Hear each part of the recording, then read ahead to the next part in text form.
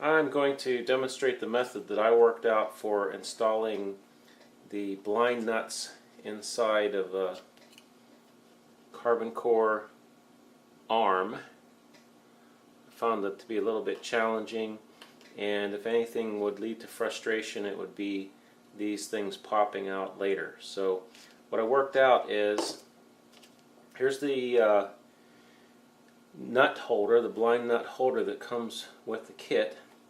Put a nut in there and then put one of the longer screws in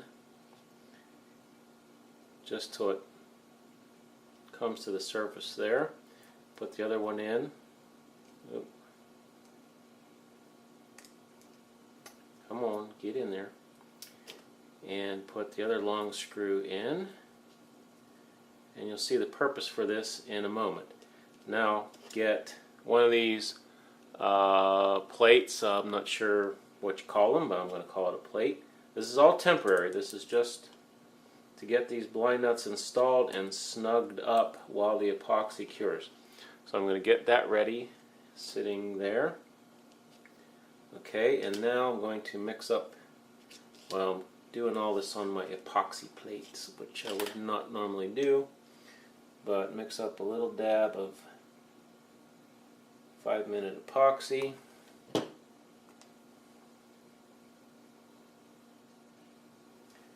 In perfectly equal parts, of course. Mix that up.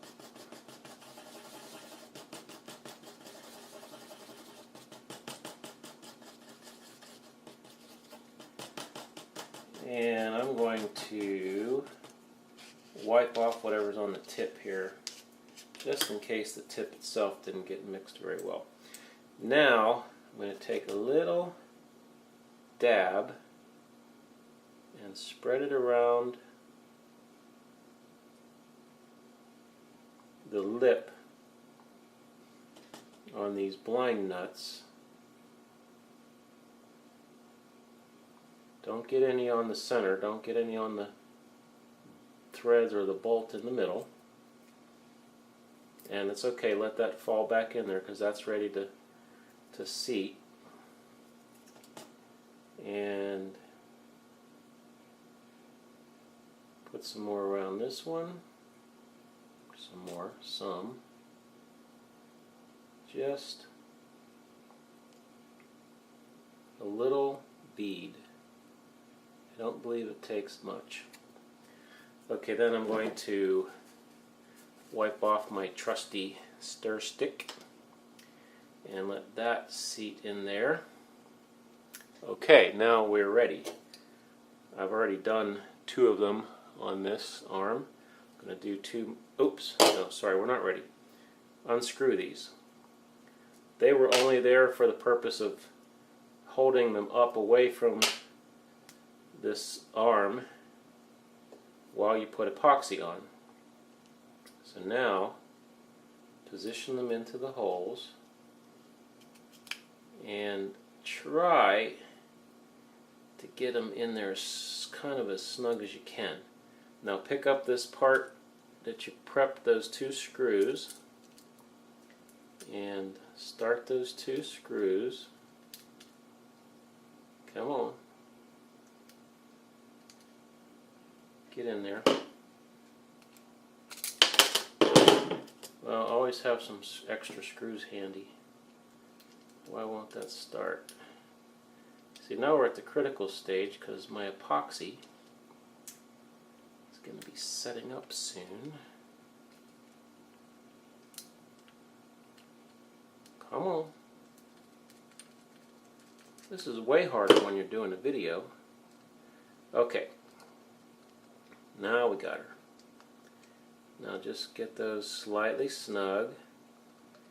Okay, now you can feel as you tighten these up, just a tiny half turn, well, maybe a whole turn. Okay, there. I just felt it. That was fully snugged up. I'm not making them tight. I'm just there. You just feel it. What that did was it drew the blind nut fully up into the hole. I've got some better pictures of this, close-up pictures, but it drew the neck of the blind nut fully up into the hole in the carbon tube, in the carbon arm.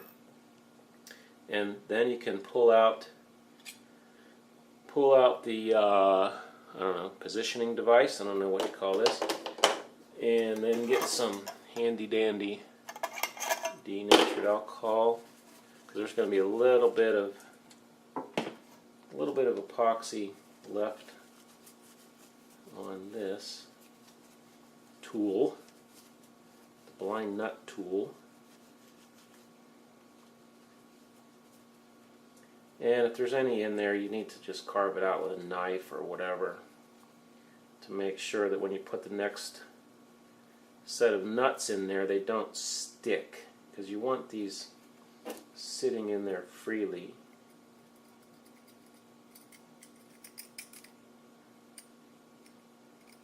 I don't think I had that much overflow. Anyway, you get the idea. So, and that's it. So when this is cured, well, I wouldn't say fully cured. Test your epoxy. Well, actually, that's set up. Wow. It's warm. I live in Florida, and I'm in my garage right now, and it's probably 92 degrees in here. That's the last one that I did. It's set. This one is just about set, the one I just did. And so you can let it harden up, and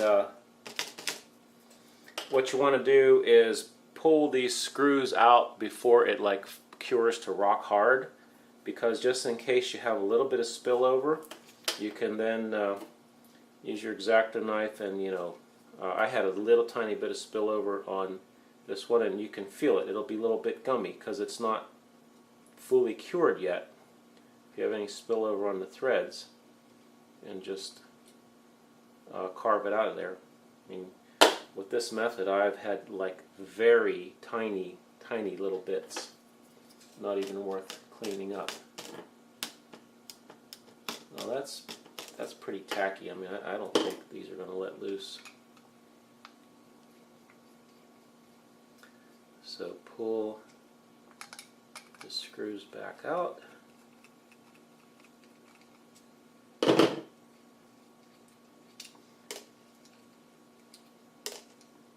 And see, we've got there's no residual, there's no spillover.